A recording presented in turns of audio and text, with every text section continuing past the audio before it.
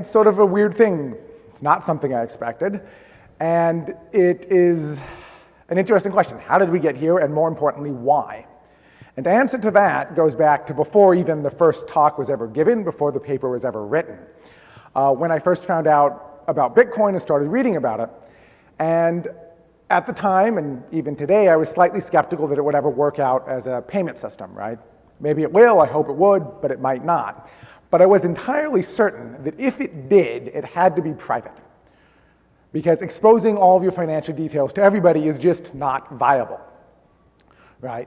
And although I didn't have the witty retort at the time, the way I would describe this now is Bitcoin doesn't work because it's effectively Twitter for your bank account, right? It exposes all of your information to everybody, right? This is the problem if you have, a creepy ex-girlfriend or boyfriend who's stalking you. It's a problem if you have business competitors, you're trying to do a company, if you're a bank like, say, JP Morgan, or really anybody.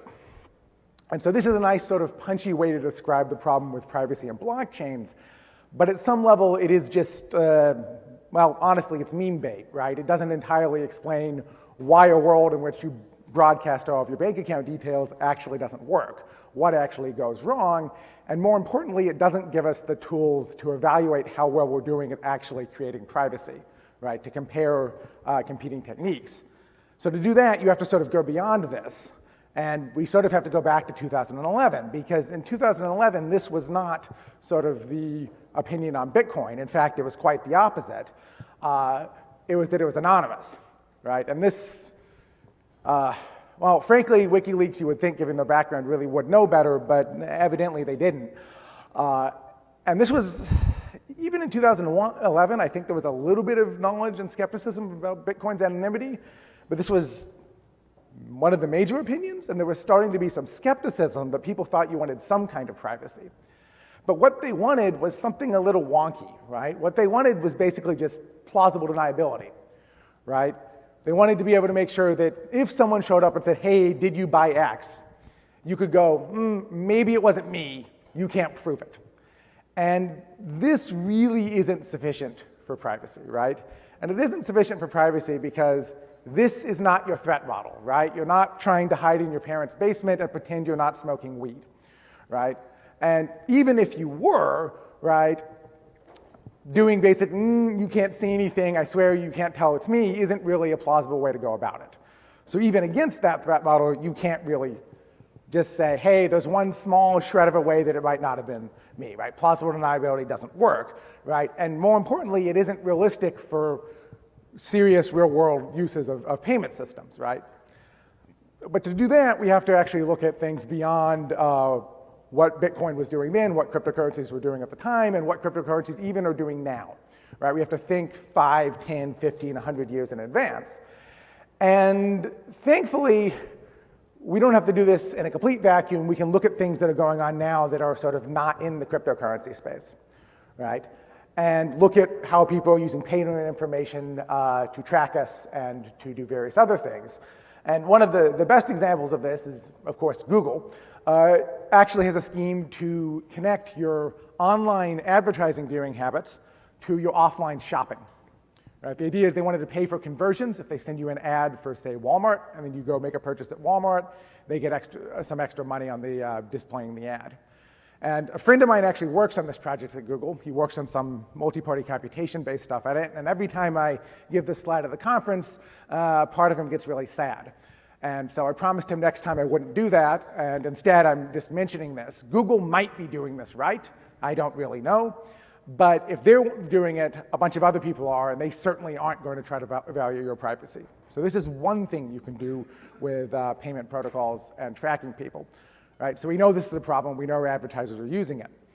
And to give you an idea of how far this can go, right, one of the things you can do if you have really detailed information on what someone is purchasing is you can actually figure out intimate things about them. So there's a rather famous story that I think was actually first in the New Yorker and the New York Times, but also here, where Target, the company, was able to, in fact, predict that a particular woman was pregnant before her dad did. Based on her purchasing habits. And the story goes something like they started sending baby coupons to this house, and the father of a teenage daughter got very irate and walked into Target and started complaining about it, only to find out that in fact the ads were accurate. I don't know if that part of the story is apocryphal, but the general notion of, given a lot of data on people's purchasing habits, you can make a massive number of insights into their lives in ways that they don't realize and are frankly sort of terrifying, should be kind of obvious. And I should clarify, right, that obviously this isn't quite on point, right, because Target had their own internal data about what you're buying and very precise purchase details. And as bad as Bitcoin is in terms of privacy, as bad as blockchains are for privacy, they don't yet go that far, though I guess some of the supply chain things that IBM is running ads for involving tomatoes might. But this is one of the things that can go wrong.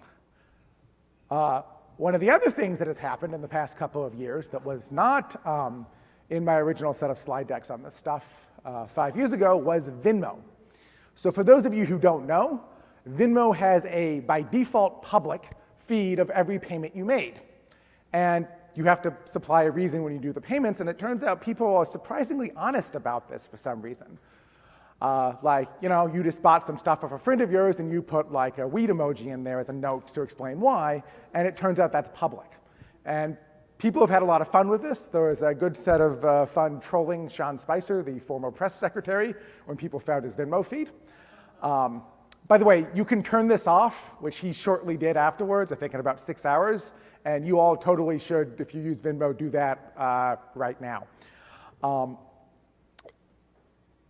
And there have now been a series of articles looking at how people actually abuse this in practice. And the first couple I saw were on how people were using it to track down cheating boyfriends and girlfriends of theirs. And then I went searching and I found this lovely guide from Galore, which I think is an online magazine, but quite frankly, I have no idea, on how to use this to actually stalk people. And this is kind of presented in a sort of fun, kind of flirty way, I guess, but this is actually really creepy. And if I flipped, the way the lighting's done and the type of person in the image, right, this would not be a thing we would be making jokes about. This is actually like terrifying and have real problems for people. And again, this is the kind of thing that would happen if you literally have a public feed of payments, right? And so that is what we know, right? Those are the examples I can come up with from 20 minutes of Googling and paying attention to this stuff. But we really need to think even beyond that and imagine what's the worst you could do if you have all this information at your fingertips. And this is a little tricky for two reasons. One, it requires us to think into the future. It requires us to think as if we're evil, and most of us are not, I hope. But second of all, it's difficult for me because I have to get up on stage and I have to give examples of this. And I have to do it in a way that's not going to piss off people in countries I might travel to, or people we might partner with, or just any number of things. And so it's hard to pick a universal evil. But then I had a flash of inspiration and went, well, no one likes Uber these days, so let's consider that. Imagine if you had a version of Uber that took all your payment information and charged you differentially on pricing based on it, right? Based on what you've been doing. So for example, it might know that you were currently out drinking right now, and that therefore you can't drive home, and we will charge you more. Or maybe a little harder to figure out, but more malicious. It might know that you're pregnant. You can't walk that far. It's too far to the bus stop. You don't have a car. And now they're going to charge you more, right? And I think these are actually entirely plausible. So, imagine things like that, where you have differential pricing where it allows a company to know exactly how badly they can screw you on prices because they know more about you than maybe even you do, right? Similarly, think of an airline, say United, that decides to charge you more for your flight because they know you already booked parts of your vacation and it was non-refundable. And they're the only carrier that goes there that's convenient, right? You could really imagine a lot of sort of things that's called price discrimination. Usually in economics, this is the good thing. It allows you to sort, people who have more money to pay from people who have less. But frequently, to a lot of us, it seems kind of unfair, especially if you start doing it on things like protected class or things that really are none of the marketer's business. And so this, again, is one of these things that if you have this kind of information, you can and will operate on it. And if we end up in a future where blockchain payments are ubiquitous and blockchain payments are public, we will end up with these kind of things. I don't know if it'll be Uber or United or whatever people are pitching on VC decks in the Valley these days, Uber for pets, something. This will happen. And so this brings us to a point which I'd like to sort of rephrase. The Bitcoin isn't Twitter for your bank account. It is, but the more interesting way to think about it is it's a tracking cookie in real life, right? This allows you to take all of the very creepy things we've seen happen online in the past 10 years and apply them to things that you do in person, right? And do it in a way where there's no way you can like install uBlock, use Tor, turn off tracking cookies. You can't avoid it that way. And you're going to be stuck with it in ways that people really can't predict and really intuit. So what do we do about it? Right? Well, first of all, we need to realize that in the world of like AI and ML, these kind of plausible deniability approaches aren't viable, right? They're not a plausible defense. Right? And in general, and I'll get to this throughout the rest of this talk, right? There's this notion of we can just add a bunch of noise to the system and it'll work out, right? But there are, ML PhD students getting paid $1 million a year by Google, Facebook, et cetera, who are very good at extracting a very small amount of signal from a lot of noise. And I, in fact, suspect that that problem is a lot harder over the domains they work on now than it is in terms of payment data and blockchains and just throwing some chaff at the system. And so plausible deniability isn't going to work here. Your algorithms don't care if you have a plausible excuse. They're still going to bin you in that bucket anyway. Right? So what do we do about it? Well, there are sort of a bunch of different ways to do blockchain payments. There's, of course, Bitcoin, Ethereum, various other account and UTXO-based systems where there is no privacy. Right? Then there are what I'd like to call decoy transaction-based systems. And the way these things work is, in theory, you pick, e.g., 5 decoy transactions and you shuffle things around. So you're going to have some funds, and normally in Bitcoin you point to those and you say, this is mine, I'm spending it. And the idea here is instead you point to yours and you say, this is mine, or maybe it's one of these other 5 things, and no one is supposed to be able to tell exactly which, and this gives you some kind of anonymity. And so this is what happens in CoinJoin and other related protocols. It's what happens in CryptoNode RingCT, which is what's deployed in Monero. There's some distinctions on exactly how those work, but that's the overall idea. And the third approach is sort of the zero-knowledge approach, and this is what Zerocash and the shielded part of Zcash do, which is every transaction is a decoy. Anytime you do a transaction, you don't point to some small subset of things and say, maybe these are mine. You say anything that was on the blockchain and was private could have been the possible predecessor payment. And the sort of view that a lot of people have taken is that Bitcoin is not private and any of these things are private. But that's not true, right? Privacy is actually an axiom, not an axiom, a continuum, right, from not private to private. And these things fall at different points on it. And so we need to be able to understand which ones fall where and how they work and how they work out in the real world. Because if we can't figure out which one is the appropriate trade-off to make, right? Bitcoin has no privacy. That's probably never worth using. The decoy systems add a little bit, and some of them are quite cheap. Some of them are actually very expensive. Transactions are like 10 kilobytes. And then you get into heavyweight cryptographic systems such as Zerocash, where go a long litany of questions of like, are the assumptions correct? How did you do this? Some efficiency questions, which I think actually are pretty much resolved in sampling. But we need to be able to evaluate this trade-off in terms of what happens with privacy. And right now, we don't have the tools to do that. And this is not easy to do. We can't do it with empirical analysis and practice, right? The reason for this is because there isn't any real-world usage in the sense of, like, imagine everybody uses payments right now. Almost all transactions in cryptocurrencies are speculative, right? We don't have, like, repeated payments that someone makes at a coffee shop. And finally, as researchers, right, at least as academic researchers, I can't speak for what Chainalysis does or doesn't do. We have data, cost, and ethics limitations, right? I don't have access to all this third-party data that data brokers have, information about like where your phone was, who you messaged, customer loyalty stuff. I have a limited amount of budget, and I have IRB approval to go through. So we can't really do this in a real way that way. So instead, I think we need to resort to thought experiments. And so the next couple of slides of this are going to look at just a couple of things that might go wrong with doing these kind of payments in 2 scenarios. And the common point of these scenarios is we're not going to look at a single payment And we're not going to look at privacy from the prospect of a third party. We're going to look at repeated payments and whether you get privacy from the party either paying you or receiving you. So just as a basic overview, I assume this will come as a surprise to no one.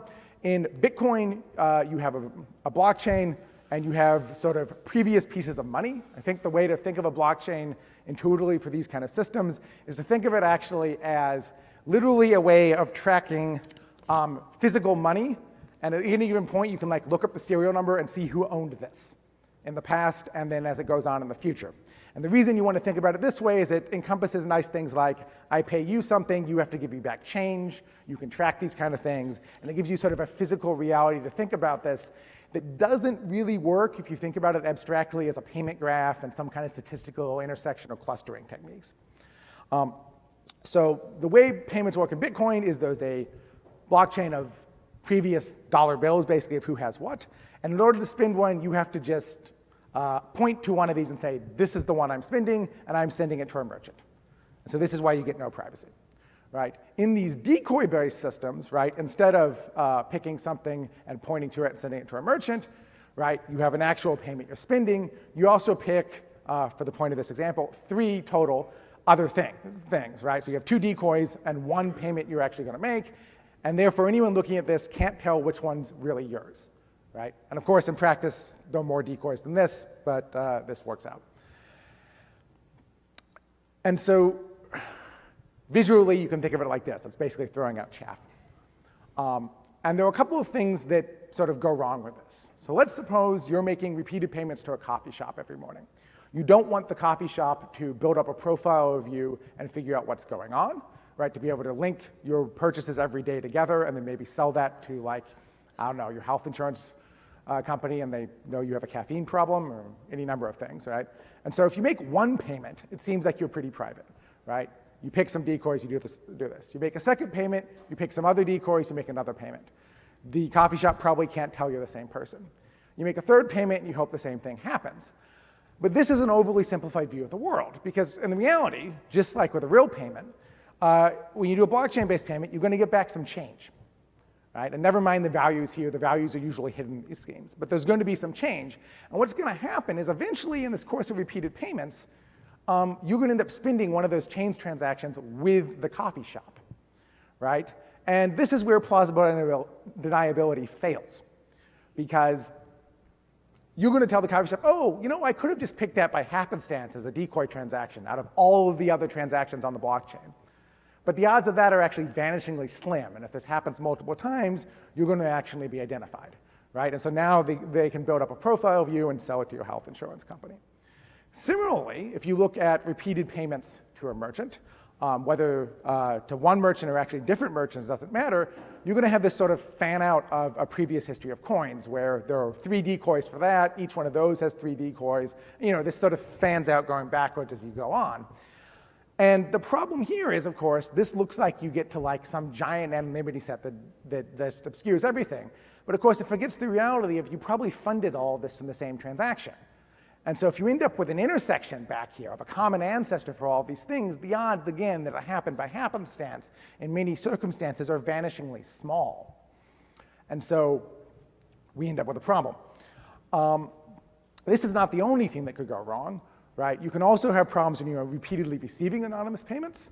And since I'm going on for quite a while and this is not meant to be the technical day of the conference, I'm actually going to skip over all of this. You can come talk to me after the talk. But suffice it to say, there are also things that go wrong there, and we really should pretty critically look at how these kind of systems interact with real-world privacy. Because I think if you actually go through these thought experiments and you think about them rigorously, you're going to find out that for the real world, these kind of things, these decoy-based approaches aren't viable, and you need something along the lines of what Zcash does. And so with that, since this is the governance track, I'll bring this back to Zcash, right? Where does this leave us? Well, first of all, right, you'll notice throughout this entire thing, I've been talking about Zerocash, which is the underlying cryptographic protocol. This is not just a piece of vanity because I was on that paper.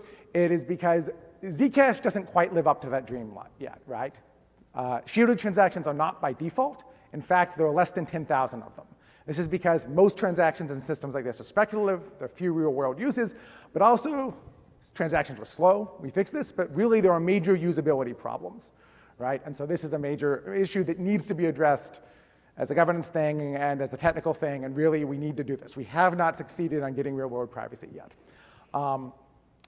And bringing this finally back to governments, right, I'll say this, right? Again, there is much to be built here, right? We need to actually get the stuff usable, deployed, and working.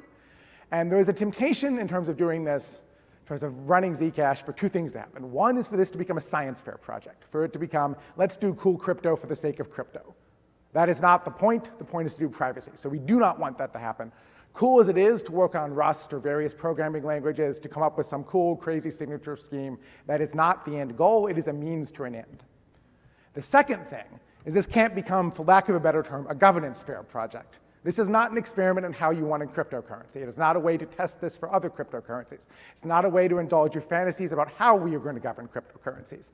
Again, it's a means to an end. We have to build something that is actually worth governing and useful and has a functioning governance structure. But the point is not the governance structure. It is what we're all here to do. And so with that, I think the next person is Nick on blockchains and cryptocurrency governments. But the speaker notes aren't on here, and this isn't on my slide. So thank you.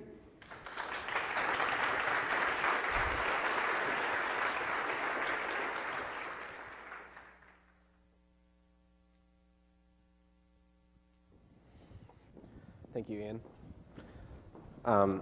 Appreciate the introduction. I'm here today to talk about governance, which is going to be a recurring topic throughout the day. I'm going to keep this fairly high level. We're going to get some more